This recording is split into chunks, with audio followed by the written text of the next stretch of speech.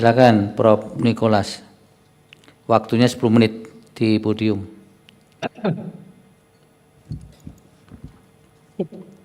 Terima kasih Yang Mulia. Yang saya sangat hormati, Yang Mulia Majelis Hakim dan seluruh hadirin yang saya hormati dan kasihi. Assalamualaikum warahmatullahi wabarakatuh.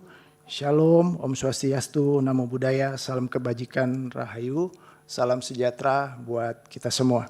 Puji Tuhan, perkenalkan nama saya Nicholas Fajar Wuryaningrat, guru besar dari Fakultas Ekonomi dan Bisnis Universitas Negeri Manado.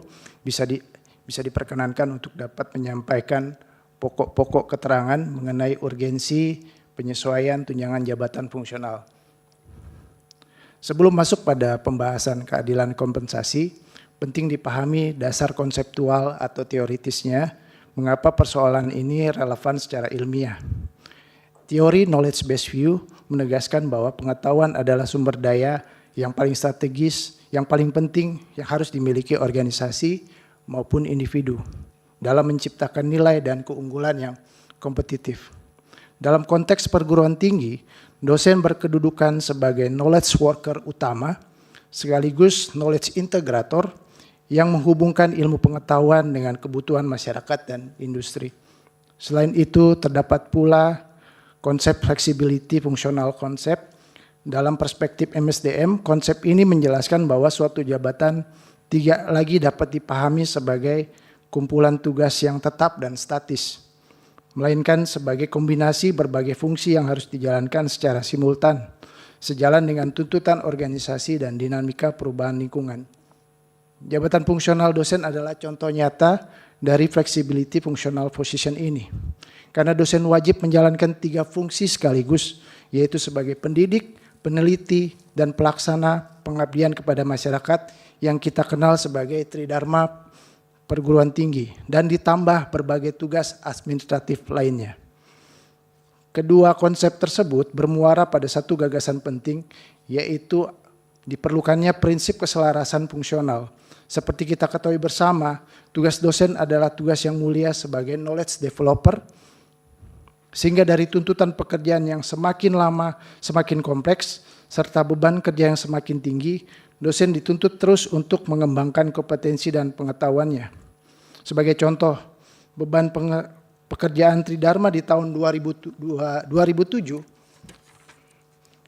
sudah sangat berbeda dengan di tahun 2026 ini, di mana kita dituntut untuk bertanggung jawab terhadap pengembangan pendidikan dan pembangunan ekonomi.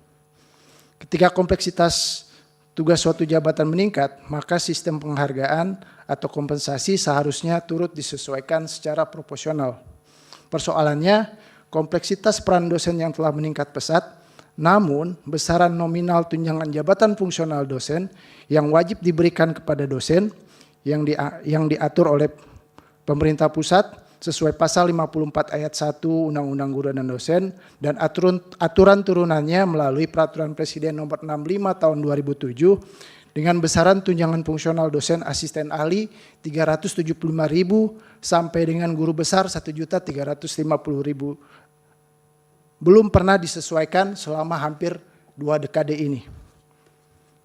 Prinsip internal equity dalam MSDM menghendaki agar kompensasi yang diberikan organisasi mencerminkan tingkat tanggung jawab dan kompleksitas pekerjaan dan kontribusi seseorang terhadap organisasi maupun masyarakat.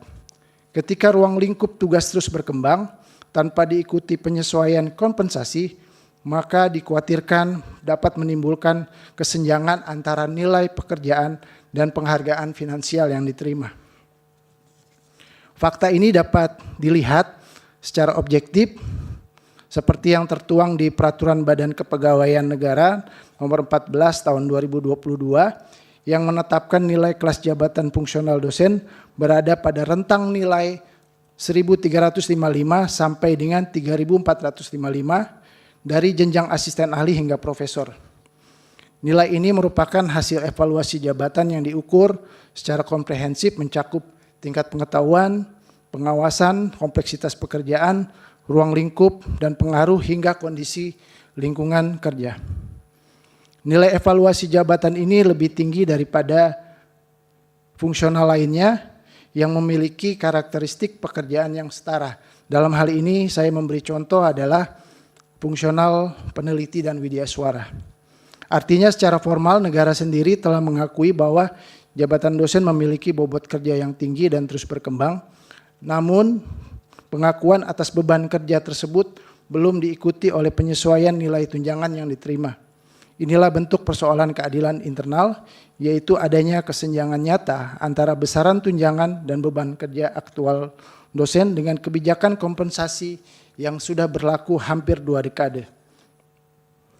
Mengacu pada prinsip external equity, dapat dinilai kewajaran kompensasi suatu profesi dengan cara membandingkan terhadap profesi lain yang memiliki karakteristik serupa.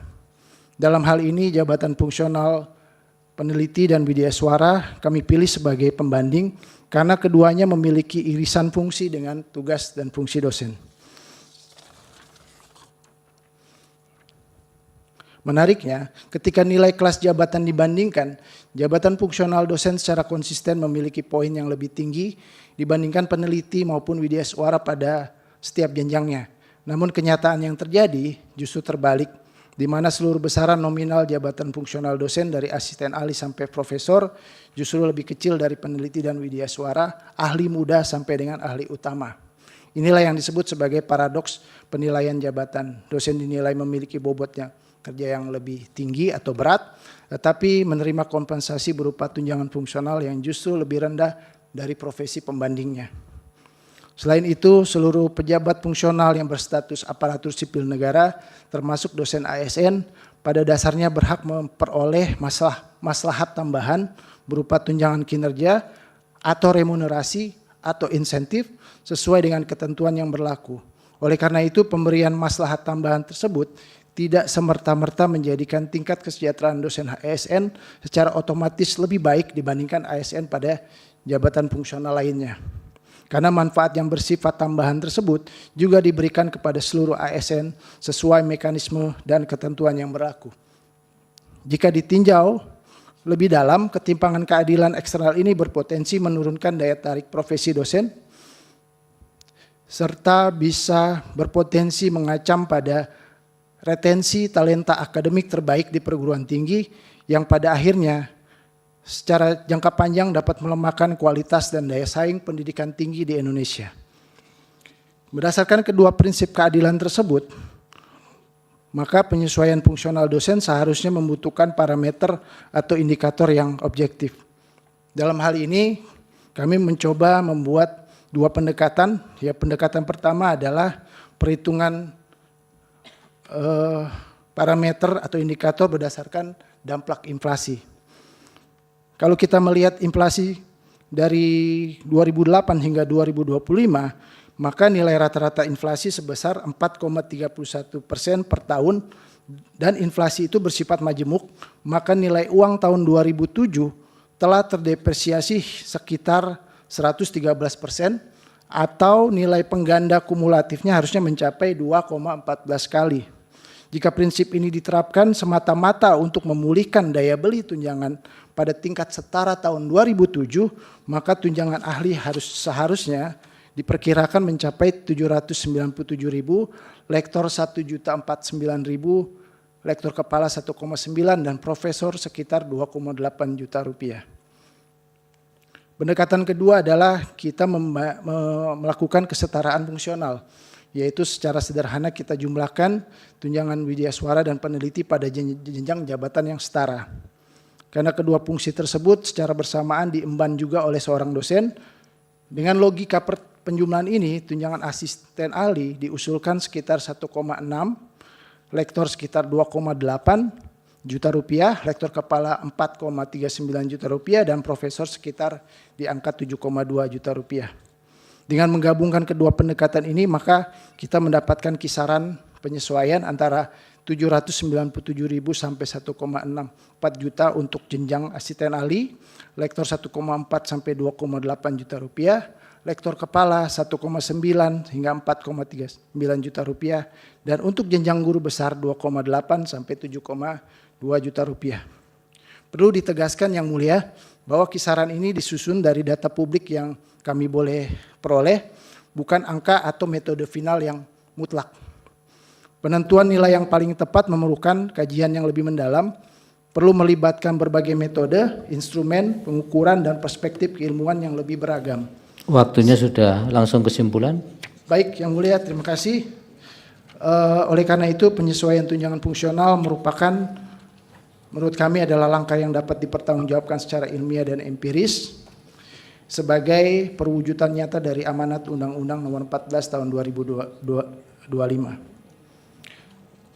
Demikian yang boleh saya sampaikan, Yang Mulia. Tuhan memberkati pendidikan tinggi Indonesia. Tuhan memberkati kita semua. Wassalamualaikum warahmatullahi wabarakatuh. Waalaikumsalam.